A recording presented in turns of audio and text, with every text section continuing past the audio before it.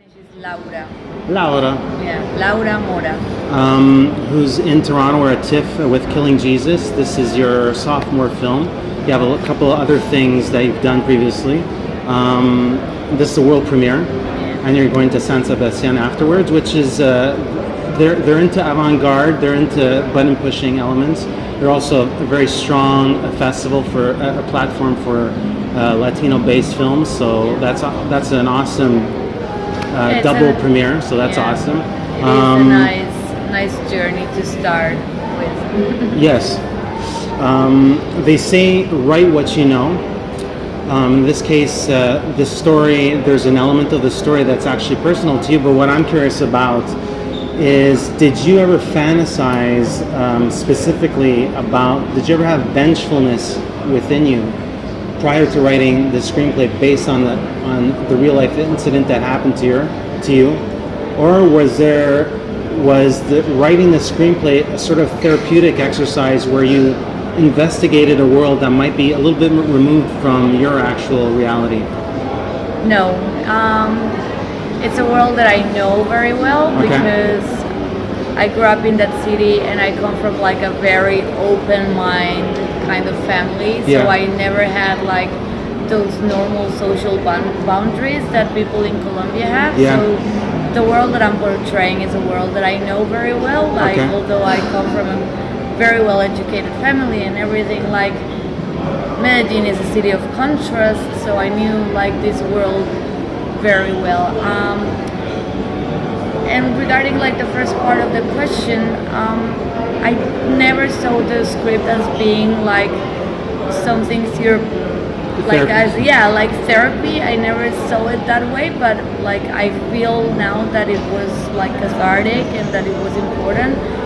But it was more that the feel like after my dad was killed, the feeling that besides the pain and the detachment of life that I felt and the terrible consequences of like an event like this, the feeling that shocked me the most was the fact that I felt that I could kill someone. That I was feeling in so much pain and that I felt so bad for what would happen and for the feeling of injustice and the system that doesn't work, that I felt that revenge was in my human like DNA, you know? And I resisted that feeling because I come out of love and respect, and because I come from a family that taught me to respect any human thing in this world. So I resisted that feeling, but my question with the film is like, what happens when you cannot resist that feeling of violence that is within all of us? Violence, there's light and there's darkness within any of us, and human condition is a very complex condition, and I think certain things in your life can trigger like and take you to a really dark place. And it's a matter of how you deal with it, but at the end it's really like human, and so that's what I wanted to explore with this character. I found it interesting that there's sort of like an indicator. The timeline is fairly chronological, however it's bookended, and you used like a white T-shirt as a sort of like indicator. I was wondering if you could discuss that as a tool or device that was important to you for this film. I'm gonna start by saying that for me the film in a way is a dialogue with the city. The city becomes a character. And the idea of like the film starting with this image of the lookout point of the city comes out of like a very weird thing that happened after this event in my life, and is that I had a dream like 1 year after Dad died, where I was at this lookout point in the city, and this guy sat next to me, and we started like smoking, and he was like, how old are you? And I said, I'm 23, and he said, me too. And suddenly he said, my name is Jesus, which is Jesus, and I'm the one who killed your dad. At that point I woke up and I wrote what became the main idea of the script, and that was I mean, the thing is that I have always, I like to write. It's this thing that it's been always with me. But when my dad got killed, I could never write. And a lot of people ask me, like, I was only 22, 23, but a lot of people call me like, oh, why don't you write an article on your dad? Or why don't you write something beautiful about your dad? And I just couldn't. And a year and a half later, I had this dream, and suddenly I woke up and I wrote what became like the main idea of the script. At the beginning, it was called Conversations with Jesus because I used to create this character that I talked to in a way. Okay. And then it became Killing Jesus. But so that's like that scenario, and the city are really strong. And then with the elements of and the color palette, although it's a very naturalistic kind of like dirty film.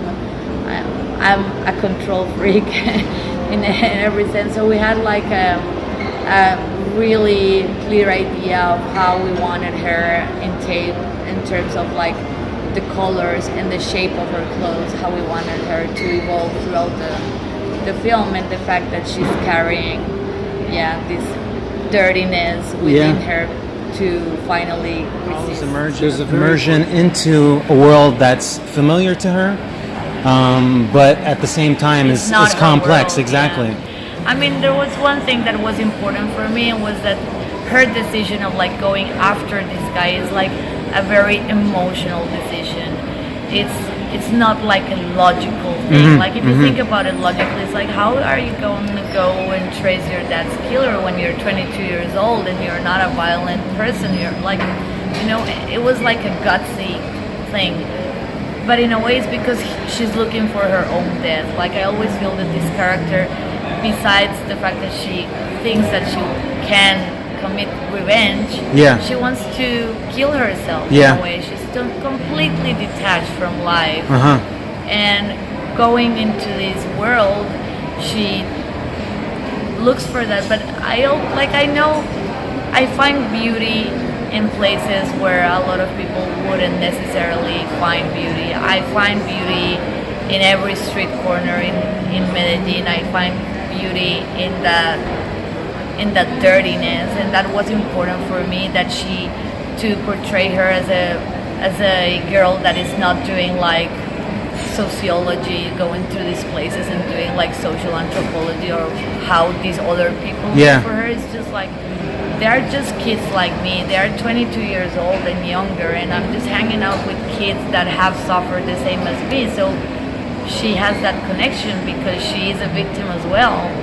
She's a victim of violence, and at the end, everyone is victim of a society that it's been like very unequal, very unfair, and that it's a very corrupt society. So she is the same as, although she comes from more educated family or a better neighborhood, she shares the same pain with all of them. And that's why I think I appreciate what her passion is. It's photography. It removes you. It can remove you, but it's also something that can bring you extremely close to the subject on a level that's a little bit different from real life. And I like the duality or the parallel between the pictures that she's taking of her father and that of the person that she's following. It's a very choice. I actually really thought that was one of the more brilliant items in this film. Her way of like getting closer, it was just like her excuse to get closer to this guy, and then it's just like the fact that she's willing to change her stuff, like her tools, her photography things and equipment for a gun. It's like you want to cross that line, and there's a whole system that pushes you to be violent. But in a way, that camera is also it gets weaponized in a little way. It is her own. I guess I'm also curious about there's one specific scene. It's a very cathartic scene. It's when she tidies up this person's home, and then she does a complete action, a different action.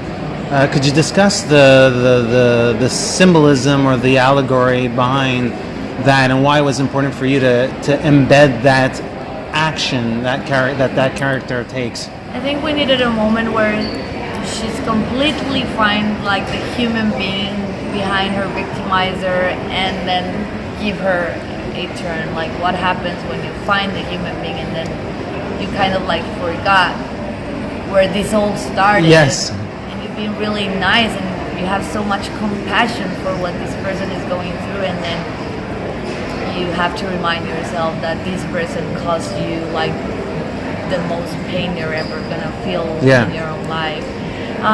Aesthetically, we decided that when she was like doing all the cleaning of the house, we would like be really close to her. And then when she destroys the place for the first time in the film, we were gonna be like apart, just seeing her do the stuff without following. Like we took like completely, we decided to go away from her at that point, which was the like, because it's such a chaotic point in the story. You would be like, oh, let's go and cut and go crazy, and we decided no, let's see her doing this and just let her do